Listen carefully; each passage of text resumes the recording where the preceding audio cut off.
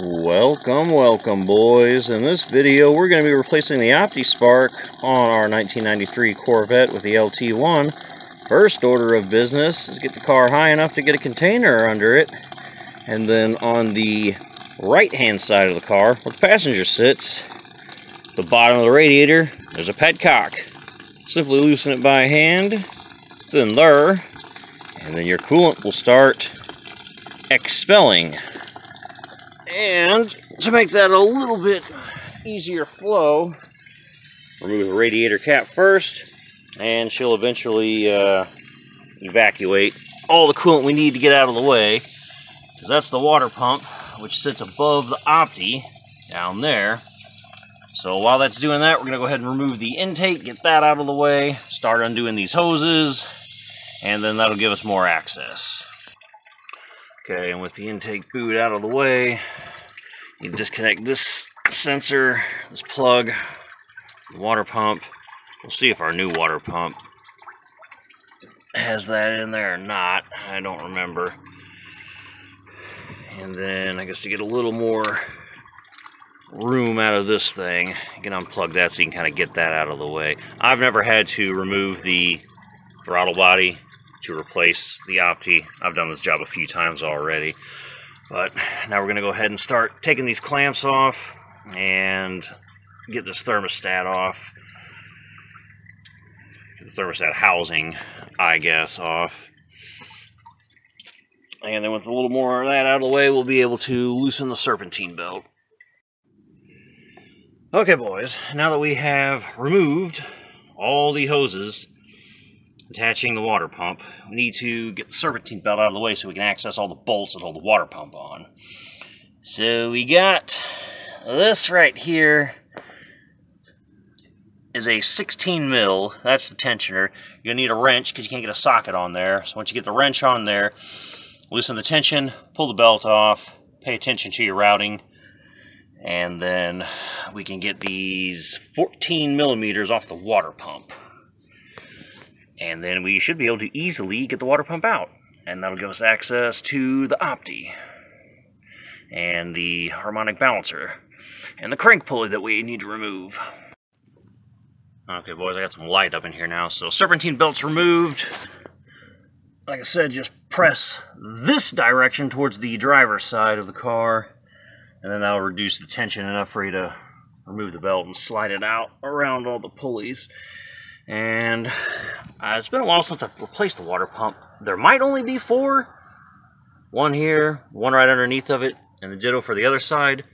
But I thought there was 6, but it has been a few years. My memory's not what it once was. So if I find more, I'll let you know. But for now, we're going to pull 4 of those off, pull this pump off.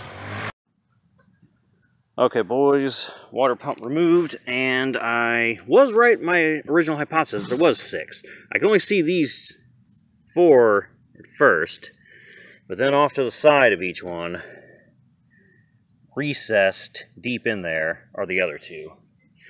And I don't know about the top ones because I drained the coolant first. But this was the top one. The middle hidden ones are shorter, and those bolt into the block. There's no coolant that goes or runs anywhere near those. The bottom one on this side didn't leak anything, so I'm not sure if that one dead ends as well, but this one, when you pull the bolt out, it does leak coolant out of that passage. So water does go through there, so you will want to, at the very least, the bottom ones, put some of that Teflon tape. Negative on that one. This one dead ends, and like I said, I'm not sure on the top ones because I took them out fairly early, but I suppose maybe to be on the safe side, you may want to Teflon the top ones as well, but like I said, I'm not 100% sure. The bottom ones though, yes.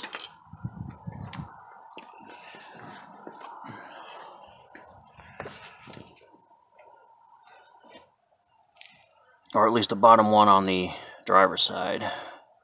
Unknown on the passenger side. Nothing came out. So there's the opti. Make sure this sleeve stays on your here. Don't accidentally pull it off with the water pump, because this is splined, and it's what connects the cam spline to the water pump. So when that spins, and then the splined end of your water pump goes in, that's what drives the water pump. It's not driven off the accessory belt. So, alright, let me go ahead and scrape the gasket material off of the engine. Then we're going to remove the pulley, the balancer, and then we should be able to get the opti off. There's only 3 little screws that hold it on. And I'm going to have Katie go and get the other water pump for me. I don't remember if it comes with a sensor, so I am going to have her make sure that it does. If it does, great. If it does not, then she needs to take this off and then put it on the new one. Teflon tape, of course. Alright, so I'm going to start scraping off gasket material. Progress update, boys. We've got the 3 bolts off that keep the pulley connected to the balancer. They're 16 millimeters, not very long.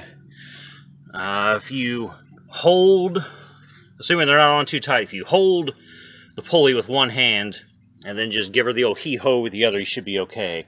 Not, you'll have to find another way to kind of hold it in place. And one way you could do that is, if you look down there, you'll see that's a long extension that I have kind of braced up against that power steering line. You can jam it through one of the holes on the pulley and then hold it in place like that while you pull and then try to loosen it, and that'll keep it from moving. So that's an old technique. Another technique which I used before, way back when, was I also took that extension and ran it through the little U shape of the power steering line into the into there, and then you can bump the starter a little. I mean, not a lot, like you don't want to start the engine, you're going to cause catastrophic damage, but bump it a scotch, and then so I would like disconnect the fuel system or undo the opti plug or something so there's no power going there, and then you can wedge it in there nice and good, and that'll give you leverage to loosen it. And then ditto for knocking the pulley off. I believe that's how I knocked it off last time. I didn't do videos before I started YouTubing last time, but I jammed an extension all the way through there and just dunk, dunk, dunk on the starter until it went kapink, and then when I came outside, the pulley had come off. So it was quite an easy little job. Do I recommend doing that? No, but that if you're by yourself and you have to, and you're very certain you're not going to start the car and cause catastrophic failure, that is a out-of-the-box technique. But for now, I'm just kind of got a pry tool on each side, kind of gently running these down a little, and we're just slowly walking that pulley off. As you can see, it's no longer aligned with the tensioner, so she's walking off slowly. So I'll get that off, and then we should be able to get the opti off here soon. Alright, boys, the pulley's off. Now, maybe difficult to tell, but this may look like these things are all symmetrical, but they're not. I'm not sure the geometric term, but you know how the one triangles that are normally like have the same angle at every point? Okay, this is not like that. One of these is offset slightly, so this only goes on one way. So you do need to be mindful of that. And of course this mark should be aiming up, with the other point. So when it does that, everything's essentially up in a line. That's how you can easily get it back on, or you're just going to have to sit there and kind of rotate it until it, well, all the holes line up. In any case, you could get this balancer off now in order to get the opti, or you can rotate the engine and the opti will actually unbolt and slide right past that if you get it in the correct angle. So that's what I'm actually going to do. And then there's 3 bolts that hold the opti on. This one you can see. And then there's 2 more. Well, once we get those out of there, we can slide the opti out, and then I'm also going to go ahead and, my paint markers are kind of sort of still there from last time, but not really. We're going to have to clean that and redo it. But I'm going to do 1, 2, 3, 4, starting from top on the bottom on this side, 1, 2, 3, 4, top to the bottom on the other side, and then that way I'll know where it goes back. And then I can clean the crank, or the timing cover, put the new seals in, and slowly but surely she's getting there. Okay, boys, the opti is out. Now, the more I look at this, I might not need that seal kit I bought, because it looks like any and all leakage is coming from up top by the intake manifold gasket, or possibly leaking down from the top of the valve covers and running down the front of the engine. In any case, I don't think anything on the front case here is leaking, but I got the seal kit anyway, so I might as well replace them.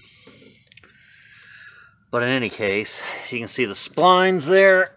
That's where the opti goes. That's the splines for the water pump. Doesn't matter how the water pump goes on. But the reason I mentioned earlier, you want to try to line that harmonic balancer up with that pulley in the upright position, because if you look here on the opti, can you even see? I know the sun's out. Yeah, there it is. So if you look at kind of the 5 o'clock position, you'll see those, it's almost like it's keyed slightly.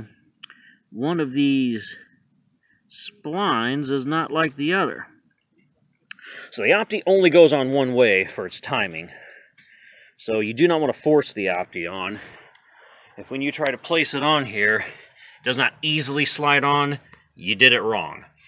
So you can't see it here, but that's because it's on the other side. It's kind of sort of at the bottom at the 5 o'clock position, essentially. Other camera cut out, so I don't know where we left off, but in any case, I can do some editing. So, yeah, we're going to go ahead and clean this cover off, and then we'll go ahead and get her lined up. Get the new opti on. Get everything cleaned up.